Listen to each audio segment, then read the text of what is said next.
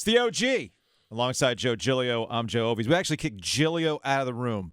This is an old school Adam and Joe segment. The people have been clamoring for it, Gold. Yeah. It's been 3 years since we stopped doing shows in the afternoon, so we're bringing it back for one segment only. I mean, Giglio's under here, I know. He just can't get out. Just can't. We kicked him out. Like, no, you don't get to talk in this Duct segment. tape over his mouth. So you're probably wondering, well, wait a minute. Why are Adam and Joe back together in the afternoon right now? Well, we're getting dangerously close to the start of the playoffs, and the Canes. I feel like butts are tight right now, Adam. They are. Why are they so tight? There's a lot of lemon booty going on. Why? I've stopped interacting with that defeatist Hurricane fan. Yeah. Which is a lot of them. Yeah, I know. I've basically I see them, and I keep it moving. Like, if you have legitimate questions about certain things, I'll do it, but I am not responding to the, we're going to be first, blah, blah. No, I don't do that. I'm not doing it. Yeah. First of all, they could be right, but they could have been right either way. I mean, this team could be a first-round exit in the playoffs based on a few things. Yeah. Well, I feel like there's a couple things going on here why the lemon booty is out. I feel like people haven't gotten out of what it used to be like for the Carolina Hurricanes, even though it's been. No, I'm serious. Like, right. It's been. You actually tweeted this out in the last in 20 years' time from 1998 through 2018. They made the playoffs 5 times. 5. Okay, now they've made it 5 times in a row. Yeah. Now, let's be fair about those 5 times. It did include 2 Stanley Cup runs, 1 Stanley Cup, and an Eastern Conference Finals run in 2009. No, if they made the playoffs, other than made it worth your while. 8-1, they didn't do anything in the playoffs, but. Yeah. So our mentality, bang for your buck. So our mentality, whether we cover the team or we're a fan of the team, our mentality with the Canes in the playoffs has been, when we're there, it's been pretty damn successful, and we don't know how to process sustainability. Even now, it's been successful in this run, and it's actually bothered me how the last couple of years have been characterized as a step back. Mm-hmm. And, well, yes, if we're judging it only on making the conference finals, yeah, it's been a step back. Fair. But that team was a wild card team. They didn't finish in the top 3 of the Metro. Mm-hmm. So I think we should all be smart enough to realize that making the playoffs in the NHL is great. Mm-hmm. And then when you get in, it's really a roll of the dice. When the Hurricanes won the Cup, they didn't play the best team from the West. They played Edmonton. Edmonton wasn't the best team in the Western Conference. They were, I think, they might have been. I don't think they were the 8th seed. No, they were the 8th seed. They were so it's a complete roll of the dice. Yes. And their goalie got hurt, and they still went to 7 games. Well, we needed 7 games to beat Buffalo. Yeah. And Buffalo had no NHL defensemen left. Right. At the end of that series. It's hard, is what you're saying. It's hard. It comes down to, this is the one thing the organization I think has gotten right about judging how you advance in the playoffs. And this is from the organization. It's about goaltending and special teams. Mm-hmm. That's how you advance in the postseason now. Well, we got a little bit of a problem here. And that's what I've been talking about for a while. I said it at the beginning of the season when we were talking to all the people that I talked to, and a lot of the same people that you talked to. I said, I am not convinced that Carolina's goaltending is good enough. And this is with Raanta and Andersen having won the Jennings Trophy last year as the best goalie tandem in the sport. Yeah. I am not convinced that the goaltending is good enough. And at that point, Pyotr Kochetkov had not emerged as a legitimate, possibility. And I am more convinced now that it's not good enough. So that's the problem. About that, Adam Gold hanging out with us. We kicked Giglio out of the studio for a very special throwback. he's under there. Don't disturb him. His back hurts. That's why he's on the ground. Got ice on his neck. So sorry. You can smell the biofreeze. Anyway, so Gold's here, Canes Corner Podcast, Morning After Pods, Stormwatch and Aftermath. On YouTube now. That's right. You're moving up in the world. You are technologically. You see, you don't need me to stay fresh technologically, man. So anyway, they're not happy, by the way, in the back offices. It is what it is. No, so check all that stuff out as we wrap up the regular season. Obviously, we'll have all the playoff coverage as well. And maybe at the end of the segment, we'll give out a very special vintage collector's item, Adam and Joe mug. Oh, we still have those. Oh, I hoard them. Okay, good. I have a few back there. I have 2 giant ones. Okay, cool. Yeah. I have a few of them back there. Even some Adam and Joe golf balls. Actually, I think they're actually right behind us. Now that I think about it, my son has them in his golf bag. Very nice. Yeah. All right, so let's talk about goaltending. At the beginning, earlier in the year, Pyotr Kochetkov was on one. Yep. And That's 6 weeks. Gilio and I were very much like, "There's your goalie." I was too. Okay. I still am. By the way. And Frederik Andersen was nursing the injury. Yep. We want to make sure he's 100%. But now that he's back, I feel like the goaltender situation is even more in flux than we originally thought. They send Kochetkov back down to Chicago because he's got to play. Ranta's healthy. They bring him back up. But I feel like by the time we get to the playoffs, Ranta's not – I get the tandem, but Ranta's the backup. Yeah, that's all he is. One of these guys has unless to – he becomes the starter. But if he's the starter, I don't see that lasting very long because of a history of injury. He's made of paper mache. It's unfortunate. Yeah. Raanta, I love him because he understands his role and he's good for a game or two, but he's not going to help you win the playoffs if he's your main guy. So the decision that I guess Rod has to make, and the decision I would love to see is, if Freddie can't take the job, then give it to Kochetkov.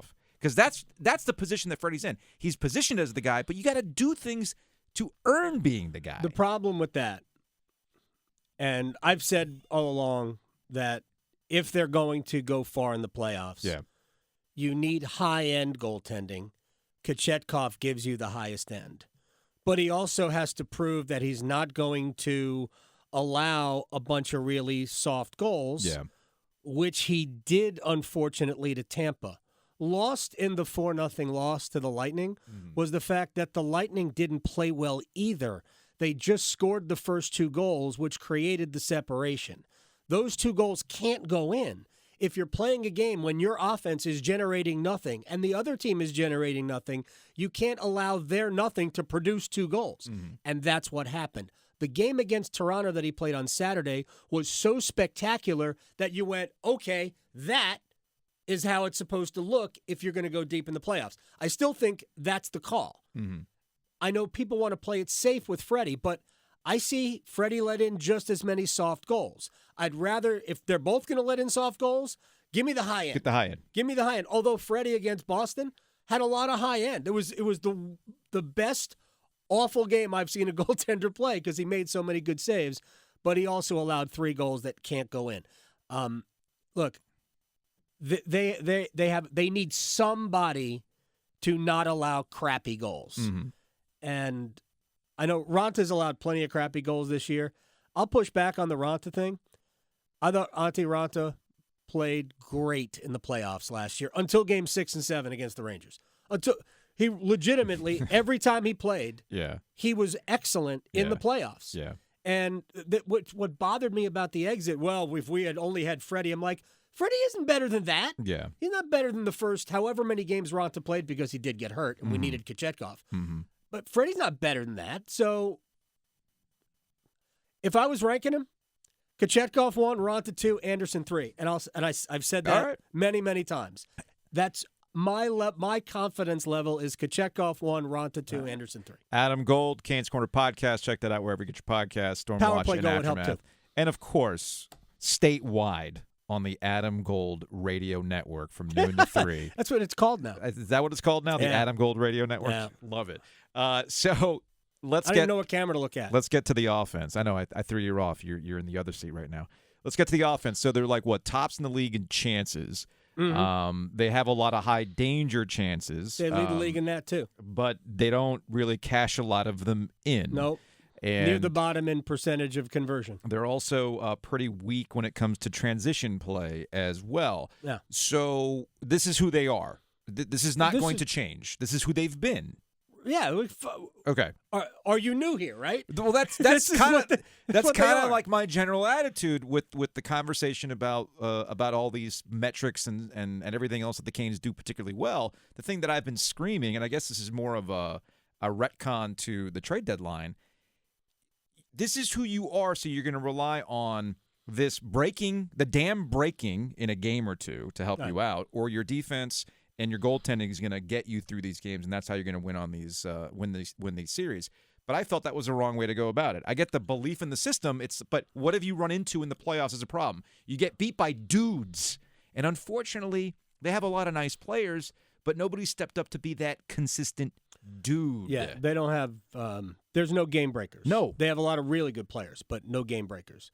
Remember I said where I think they got it right, that it's about special teams and goaltending in the playoffs. Where they got it wrong, and I think wickedly wrong, is thinking that last year was luck. Sure. It was not luck. No puck luck here? I mean, puck luck helps, right? This isn't Junior Canes where I wonder why Jacob's team always has the puck go the wrong way, and the opposing team, it always manages to bounce off the goalie's head the right way. Right to an open stick. By the way, in terms of puck luck, the Hurricanes they're among the leaders in goals off rebounds this year.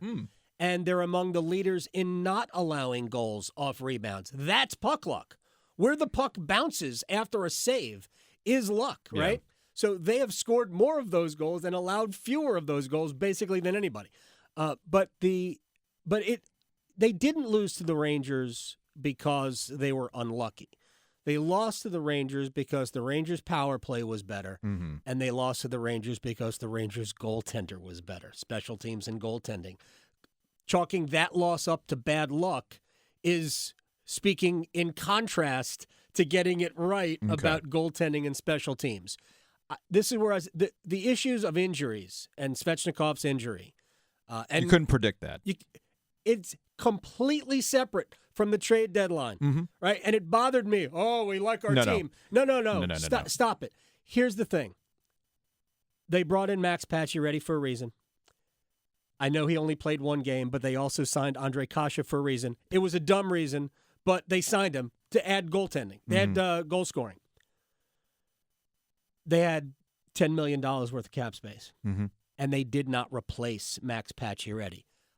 The attitude being, we've played all season without him. We've been good without him. So let's add some depth, which is what... They didn't even add depth. Well, that was the argument at the time. Problem. Yes, they pull you, Yarvi. Yes. We have a friend that used to use a phrase, blank on a bull. Right? Yes. Okay, you know who I'm talking about. I know who you're right? talking about. Jesse Puljujärvi is blank on a bull. Gotcha. We didn't need him. I'm sorry I used the term we. They did not need Jesse Puljujärvi, who was, by the way, a healthy scratch the other day. 2 games in a row. Yeah. A healthy scratch.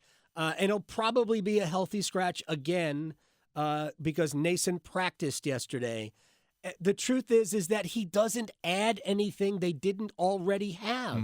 So why did they get him? Because they think more friends for Sebastian Aho. It's not even that. And He doesn't. Turbo. The sauna is only big enough for so many people. Yeah. Right. And Jarvis is probably in there because he's an honorary Finn for the most part. And they need him to start scoring some goals. By the way, but they needed somebody that could score, somebody who can operate in the middle of the ice and beat a goaltender.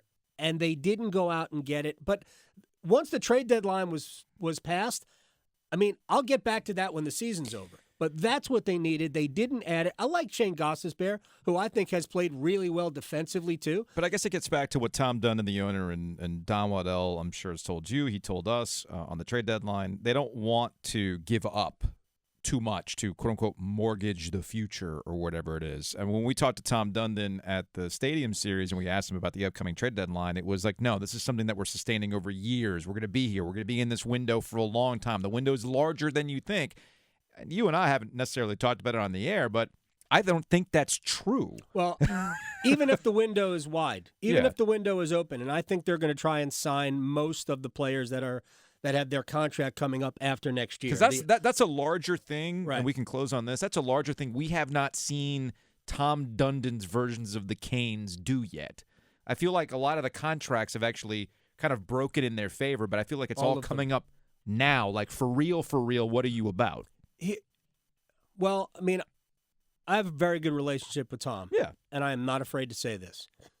My fear, it's not a fear, my opinion, is that if they can't win the contract negotiation, they're not interested. Yeah. And that's not how it's supposed to work. It's what got Sebastian Aho offer sheeted by Montreal. The desire for the front office to win the negotiation. And once that becomes the mission, you lose.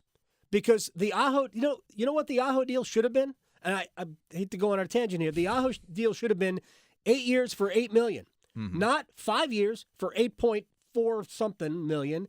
So we shouldn't even be up with Aho until another 3 years from now. But unfortunately, because they screwed that up, we have to go back to the negotiating table with Sebastian Aho, and I think it has to happen this summer. Yeah. But that's why they won't make any deadline deals, because you're not going to get over on anybody at the deadline, except when you give away nothing for Jesse Puljujärvi, or you give away a third-round pick 4 drafts from now for Shane Gostisbehere. They gave up nothing and added 2 pieces to the team, but they didn't add – the Gostisbehere thing I liked. Mm-hmm. I would have liked another depth defenseman. I would have also liked a forward who could score in the middle of the ice. They had the room. They didn't need to take on $3 million of Jesse Puljujärvi. And last year's Max Domi thing, gosh, that made me mad. Well, I mean, he did save him. 1 game. Hey, it was worth it. And for they could have won that game without Max Domi. There's a guy out there. There's a guy out there with a Max Domi tattoo on his rear end. I'm freaking out. This team had a chance to. I mean, I'm not going to pick them to win a cup. No. This team was in position to challenge for the Stanley Cup this year. It bothers me that I seem to be the only one who recognizes that among the people who cover the team. No, I don't think you are. I mean, I've had my conversations with Luke DeCock at the News and Observer about this as well. I think you and I are on the same page. The window is not as big as you think it is. This was an opportunity for you this year. It doesn't make a difference. The window doesn't matter. Sometimes your time is now. This is it. I feel like the same way, and I feel like it's a wasted opportunity. Paul, our boss, was asking about vacation time coming up, and I'm like, yeah, I got some things coming up in June. He's like, well, Stanley Cup. I'm like, Paul, this team ain't making it to the Stanley Cup.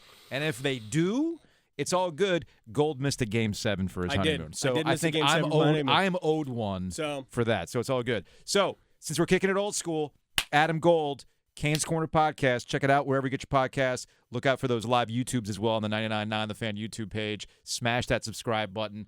The Adam Gold Radio Network. You can listen to noon to 3 here on 99.9 The Fan. We're going to kick it old school. Caller number 9 right now gets an Adam and Joe mug. Maybe some golf balls. Caller number 9, put golf balls in the mug. I will. Caller number 9, 860-5FAN, 860-5326. Wait, is this the first time we've been on the afternoon in 3 years? I've been on the show before. Maybe I haven't been here. Yeah, I've been on your show. I've driven home and called in, Opaled in. Oh, that's right. I've done that. That's right. Well, there you go. Get me on Highway 50 going north. I was going to say, because once 3 o'clock hits, you are out. Got stuff to do, man. You are out of here. Barns to clean. All right, so 919-860-5FAN. Caller number 9 gets the Adam and Gold Show mug straight from my cubicle. We'll be right back.